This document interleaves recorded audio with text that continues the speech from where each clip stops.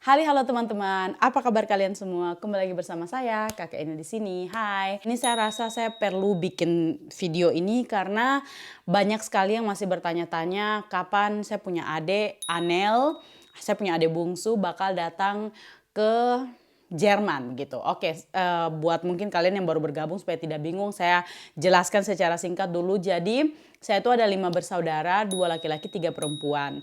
Dan 2 perempuan dari antara kami bertiga ini sudah menikah dan tinggal di luar negeri. Yang kalian tahu mungkin Ibu RT di Belanda itu adalah kakak saya. Dan kami masih punya satu lagi adik perempuan yang masih tinggal di Indonesia. Kenapa saya bikin video ini? Karena beberapa bulan sebelumnya itu saya gembar-gembor gitu.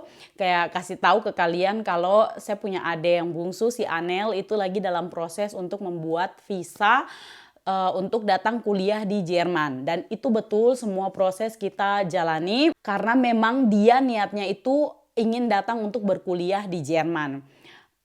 Kenapa tiba-tiba kuliah di Jerman, kenapa tidak di Belanda atau di Indonesia saja? Mungkin sudah banyak yang tahu dari antara kalian, kedua orang tua saya itu bercerai. Jadi kita tuh ada selisih paham begitu antara orang tua dan anak. Jadi kan seperti yang tadi saya sudah bilang, kami itu 5 bersaudara. Saya punya masalah keluarga ini timbul waktu saya punya adik nomor 4 dan nomor 5 tuh dari kayak remaja ke dewasa gitu.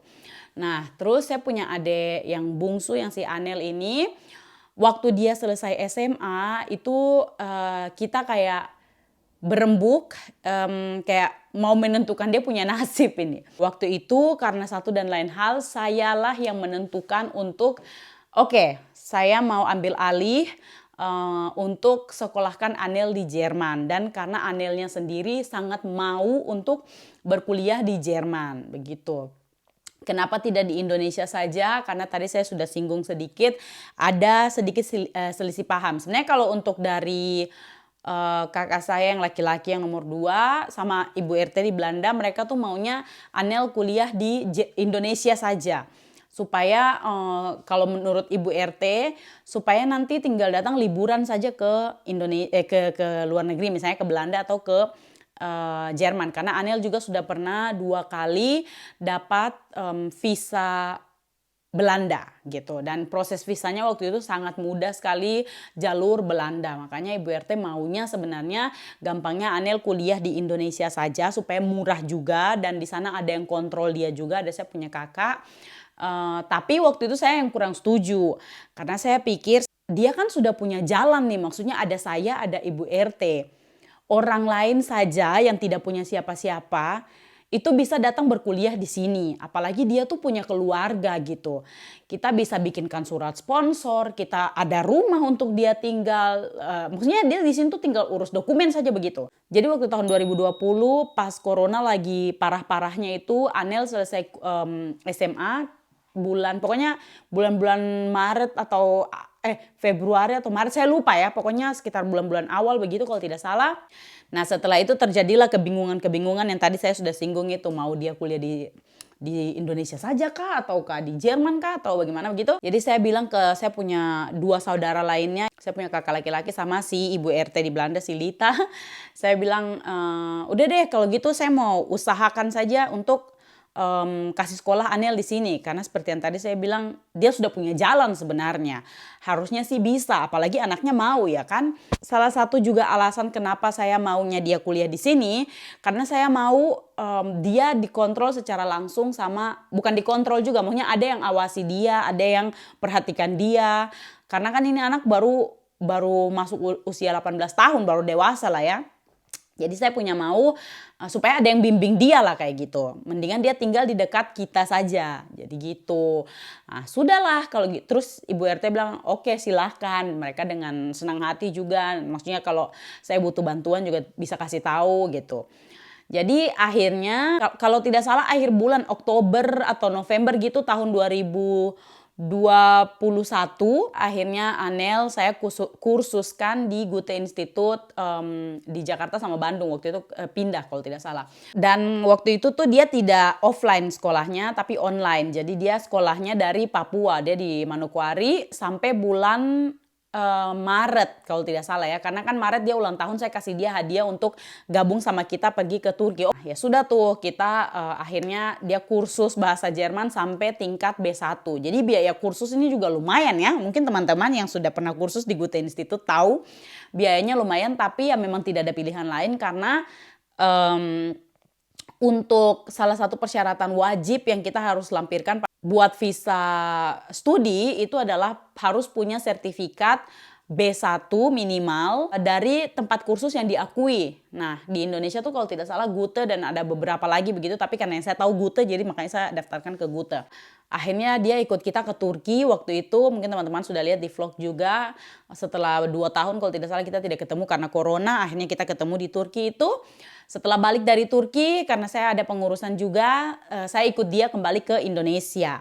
Nah, pas kembali dari Indonesia saya bilang, kamu mau tetap tinggal di Papua sama saya punya kakak laki-laki, atau karena kita punya tujuan itu pokoknya nonstop gitu. Jadi selesai kursus kita langsung apply visa, makanya saya sarankan dia untuk tinggal di kota-kota yang dekat dengan Jakarta atau langsung di Jakarta.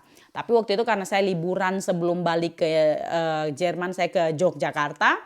Terus dia merasa nyaman di sana, akhirnya dia bilang, saya di Jogja saja katanya. Karena ada beberapa teman juga yang tinggal di Jogja. Akhirnya dia ngekos di Jogja kalau tidak salah cuma 1 bulan. Habis itu Ibu RT dan keluarga datang ke Indonesia. Datang ke Indonesia setelah mereka kembali, Anil langsung, jadi dia liburan sama-sama dengan Ibu RT dan keluarga di Bali. Selama kalau tidak salah 3 minggu atau 4 minggu begitu. Habis itu dia langsung ngekos di Jakarta. Karena saya bilang ini dia sudah lulus B1, sertifikatnya sudah keluar dan saya sudah mulai pengurusan dokumen untuk perlengkapan dokumen untuk bikin visa studi. Oke, singkat cerita pokoknya untuk bikin dokumennya juga tuh ya ampun ribet sekali. Kayak yang dulu tuh saya bikin surat sponsor cuman kayak datang ke kantor imigrasi, isi formulir, tanda tangan langsung bisa bawa surat sponsornya. Sekarang itu karena ada banyak sekali pengungsi dan juga karena ada corona ini jadi agak berbeda prosedurnya. Jadi saya tidak bisa langsung bawa pulang itu surat sponsor. Tapi saya harus kayak tunggu 2 minggu kalau tidak salah. Sedangkan, aduh pokoknya ini ceritanya kalian bakal pusing deh. Sedangkan sekarang juga peraturan untuk dapatkan termin atau appointment dari kedutaan di Jerman itu tidak semudah dulu. Kalau dulu kita masih bisa pilih tanggal ya. Meskipun tanggalnya juga susah, minimal kita bisa pilih sendiri gitu. Tanggal yang kosong, tanggal apa kita bisa pilih sendiri kan. Sekarang itu tidak bisa kayak begitu. Jadi si Anil itu harus kirim email ke kedutaan kalau dia mau bikin visa nasional. Waktu itu kalau tidak salah dia kirim email itu akhir Juni, dia baru dapat appointmentnya yang ditentukan sama kedutaan itu pertengahan Agustus, bayangkan. Dari akhir Juli, jadi kayak 1 bulan menunggu begitu. Dan tanggalnya pun dia tidak bisa pilih sama sekali. Jadi dikasih sama kedutaan. Kecuali mungkin dalam kasus kalau sudah kepepet sekali mungkin kita bisa email kedutaan minta untuk dipercepat atau bagaimana. Kita tidak mencoba jalan itu. Kita cuma pakai jalan yang saya jelaskan ini. Jadi sudah, sedangkan saya urus surat sponsor itu pertengahan Juli. Dan pengurus yang di kantor imigrasi itu bilang ini prosesnya bisa makan waktu 6-8 minggu, mampus tidak dulu yang cuma 1 hari kita datang isi formulir langsung pulang bawa surat sponsor, dia bilang ini harus tunggu 6-8 minggu. Wah, saya langsung bilang aduh tidak bisa. Ini sejak kapan peraturannya? Saya panik kan, sedangkan ini saya harus kirim dokumen ke saya punya adik saja bisa makan waktu 1 minggu saya bilang untuk kirim dokumennya saja. Kalau waktunya saja sampai 8 minggu, ini tidak bisa. Saya sudah punya appointment pertengahan Agustus, bla bla bla. Saya memohon di mereka untuk percepat. Akhirnya surat sponsor itu keluar 2 minggu setelah apply. Itu pun setelah saya mungkin setiap minggu saya telepon, saya tanya terus ya beberapa kali. Jadi visa studi itu masuk ke kategori visa nasional. Buat kalian yang mungkin mau ke Jerman bisa mengerti, tapi kalau yang tidak kalian dengarkan saja, oke? Jadi visa tuh ada beberapa jenis. Nah, visa nasional ini tuh pengurusannya agak ribet. Visa studi masuk ke visa nasional.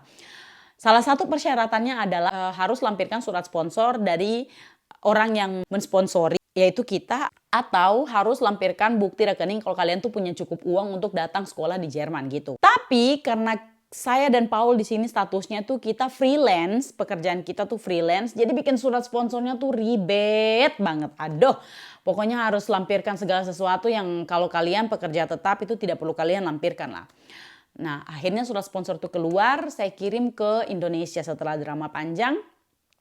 Tibalah Anel punya waktu untuk apply visa.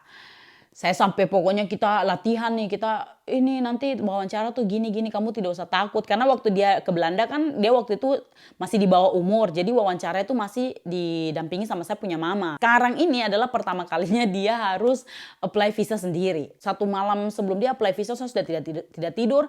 Saya bangun pagi, saya dapat WhatsApp dari dia bilang, aduh tadi saya ditanya-tanya, terus saya dia pokoknya dia kayak kurang yakin begitu kalau dia bakal dapat visa. Terus saya bilang ya sudahlah, yang penting kita berusaha untuk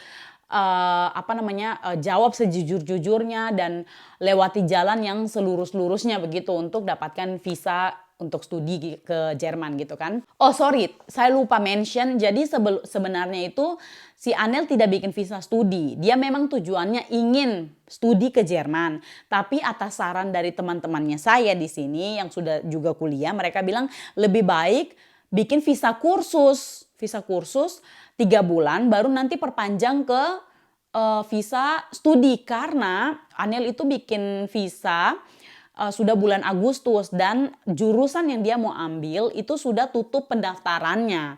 Makanya saya berinisiatif kita bikin visa untuk dia datang bulan November supaya supaya dia bisa kursus 3 bulan dan nanti setelah kursus sambil kursus kita sudah daftarkan dia ke universitas. Jadi jalan ini juga yang biasa dipakai sama anak-anak Indonesia yang sudah kuliah di Jerman ya.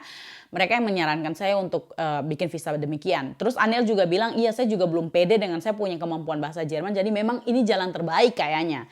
Nah jadi visa kursus nih ceritanya.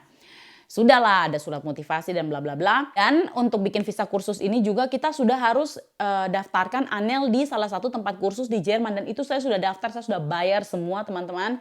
Waktu itu untuk Anel punya tempat kursus buat 2 level B1 sama B2 itu saya bayar kalau tidak salah 3.200. Satu level itu dia 1.600 kalau tidak salah satu level ya. Saya lupa juga, pokoknya di atas 3.000 saya bayar. Tapi untungnya kalau visanya ditolak uangnya bisa kembali, itu untungnya.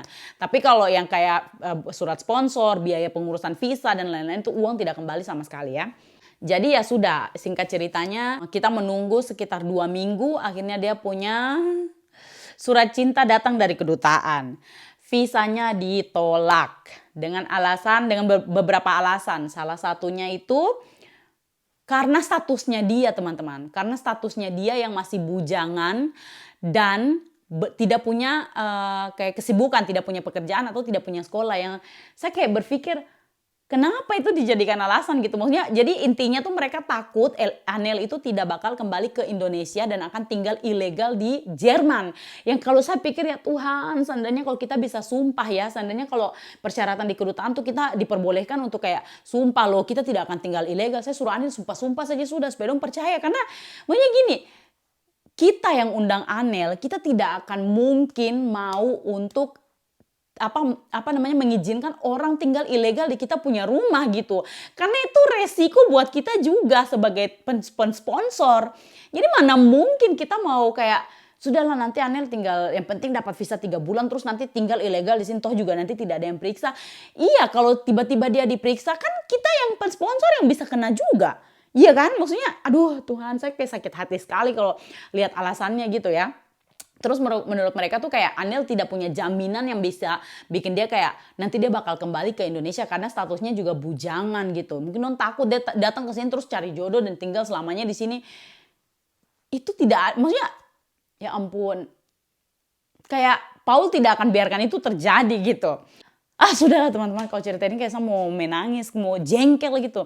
Tapi ya sudah, itu keputusan kedutaan.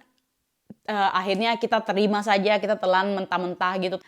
Cuman yang bikin saya kayak, oh ini kayaknya ada yang aneh di dalam surat penolakannya ini. Karena di situ mereka mention 2 kali kalau Anel bisa apply visa kunjungan saja. Dan visa kunjungan itu dia juga bisa dapat 3 bulan karena dia punya keluarga di Sini di Jerman. Dan itu mereka mention 2 kali di dalam surat penolakannya itu. Jadi saya bilang, jangan-jangan kalau misalnya, karena gini, mereka kan sudah tolak dia punya visa, ya kan? Mereka sudah tolak dengan alasan dia single, tidak punya pekerjaan, dan kayak tidak ada jaminan untuk dia bakal, yang bikin dia kayak, saya harus kembali karena saya ada pekerjaan atau karena saya ada keluarga di Indonesia. Itu yang alasan mereka yang terkuat untuk mereka tolak Anil punya visa, ya kan? Tapi setelah mereka uraikan alasan itu di bawah, dia bisa bikin visa kunjungan. Saya langsung saya langsung telepon ke kantor imigrasi. Terus saya bilang, ini dari kedutaan di surat penolakannya tuh mereka ada mention kalau Anil itu bisa bikin visa kunjungan. Jadi bisa tidak saya pakai surat sponsor ini yang karena di situ kan ada mereka kan tulis tujuannya itu untuk kursus ya. Saya bilang bisa tidak saya pakai surat sponsor yang sama untuk bikin visa kunjungan. Karena minggu depannya saya ke Indonesia tuh. Minggu depan hari Sabtu itu saya sudah harus ke Indonesia. Saya bilang begitu. Terus dia bilang, aduh kayaknya tidak bisa deh. Kita harus bikin yang baru. Jadi bayar lagi 26 euro ya. Satu surat sponsor tuh 26 euro. Nah terus saya bilang, ya gimana dong, bisa tidak ya? Karena yang kemarin saya 2 minggu kita tunggu setelah saya ganggu-ganggu. Dia mungkin rasa tidak enak. Jadi dia bilang, udah itu saya telepon hari Kamis ya teman-teman. Dia bilang hari Senin depan kamu langsung datang ambil surat sponsornya. Saya bikin hari ini juga selesai karena hari Jumat itu mereka pulang cepat jadi tidak sempat. Dia bilang hari Senin depan. Saya langsung oke kan. Akhirnya terjadilah itu surat sponsor. Kita bawa ke Indonesia. Lengkapi semua persyaratan untuk visa kunjungan. Di situ kita pede sekali teman-teman. Kita kayak, minimal kita bisa rayakan Natal sama-sama lah. Terus di situ juga Anil sudah bilang, ya sudahlah. Yang penting kita sudah berusaha untuk mau kuliah bikin visa untuk saya bisa kuliah di Jerman. Tapi kalau memang jalannya tidak bisa, ya sudah saya kuliah di Bali atau pokoknya di Indonesia saja. Dia bilang begitu. Jadi kita bikin visa kunjungan minimal kita Natalan bisa bareng bertiga di sini. Ya sudah, akhirnya singkat cerita kita lengkapkan semua persyaratan untuk visa kunjungan. Anil akhirnya apply visa kunjungan dan di situ kita sangat pede kalau dia pasti bakal dapat visanya. Waktu itu kita mikirnya gini. Jadi kalau misalnya mereka mau tolak nih, misalnya mereka bilang dia kan single, tidak ada pekerjaan. Jadi kayak tidak yakin untuk dia bakal kembali. Tapi kan mereka sendiri yang tulis di penolakan gitu. Setelah mereka sudah uraikan dia punya, maksudnya mereka sudah tahu gitu dia single dan tidak punya pekerjaan dan lain-lain gitu kan. Ternyata teman-teman, jadi ya sudahlah kita pede, Anil apply visa, dia bilang juga tadi wawancaranya tidak menegangkan dan yang wawancarai dia juga baik sekali katanya gitu. Jadi bikin dia tenang dan bla bla bla. Sudahlah. Untuk visa kunjungan ini kita tunggu itu kalau tidak salah 6 minggu. Pokoknya 1 bulan lebih ya. Padahal dulu saya bikin visa kunjungan itu cuma 3 hari jadi teman-teman. Saya apply hari Jumat, hari Kamis itu kalau tidak hari Selasa itu udah keluar saya punya visa ya. Pokoknya cepat sekali. Anil punya visa kunjungan itu dia tunggu sekitar 6-7 minggu. Saya lupa tepatnya berapa ya. Dan kalian tahu ditolak. Dengan alasan apa? Statusnya. Karena dia single dan belum punya pekerjaan. Saya tuh kayak bertanya-tanya. Ya iyalah dia belum punya pekerjaan dan kesibukan. Karena memang niatnya itu mau sekolah di sini. Jadi dia setelah SMA langsung lanjut kursus. Baru dapat sertifikat bulan Juli, bulan Agustus sudah apply visa. Maksudnya sepadat itu gitu. Bagaimana dia mau dapat pekerjaan? Maksudnya dia tidak lulus SMA terus nganggur-nganggur tinggal nanti saya mau bikin visa dulu. Dia kursus gitu. Aduh, udah deh teman-teman, saya pusing.